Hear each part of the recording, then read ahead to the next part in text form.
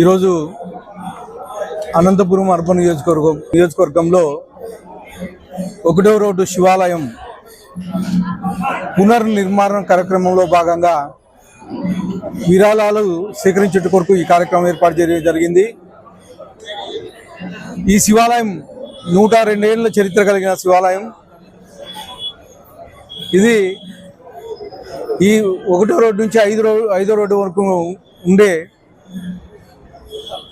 నివాసులు చాలా మంది ఈ శివాలయానికి భక్తులుగా ఉన్నారు.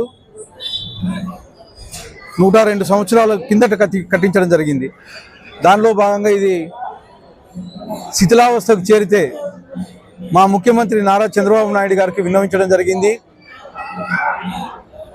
గత 8 నెలల కిందట మా ముఖ్యమంత్రి వర్యులు దృష్టికి తీసుకెళ్తే మా ముఖ్యమంత్రి వర్యులు నారా చంద్రబాబు నాయుడు గారు, అలాగే మా ఎన్విరాన్మెంట్ మినిస్టర్ ఆనం రామారెడ్డి గారు దాదాపు 4,50,00,000 రూపాయలు ఈ ఆలయ నిర్మాణానికి శాంక్షన్ చేయడం జరిగింది.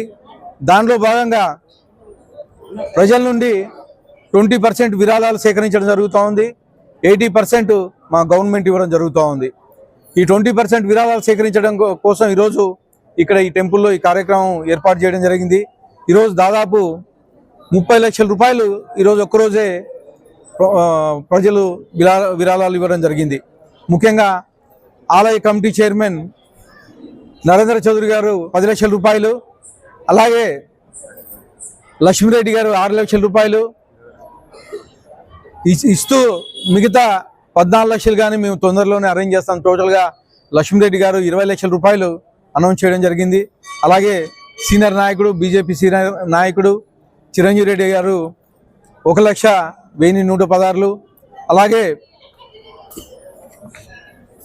ఆదిశేష ఆలయ కమిటీ సభ్యులు ఆదిశేషయ్య గారు 1,01,116, అలాగే బల్లా పల్లవి గారు 1,116, అలాగే చరిత గారు 1,116, శివరాం ప్రసాద్ గారు 2 లక్షల రూపాయలు, మాధవీలత గారు 2 లక్షల రూపాయలు, ఇలాగ అనేకమైనటువంటి మంది ముందుకు వచ్చి ఈరోజు దాదాపు 30 లక్షల రూపాయలకు పైగా చెక్కులు అందించిన దానికి ప్రత్యేకంగా ధన్యవాదాలు తెలుపుకుంటున్నాను. ఈ శివాలయం పురాతన శివాలయం, అనంతపూర్లోనే ప్రసిద్ధిగాంచిన శివాలయం కాబట్టి ప్రతి ఒక్క అనంతపురం నగర ప్రజలు ఈ శివాలయంలో పాలు పంచుకోవాలని కోరుకుంటూ వాళ్ళకి తోచినవి అంతా ఈ శివాలయానికి హెల్ప్ చేయాలని చెప్పేసి ప్రత్యేకంగా అనంతపురం నగర ప్రజల్ని నేను విన్నవిస్తున్నాను.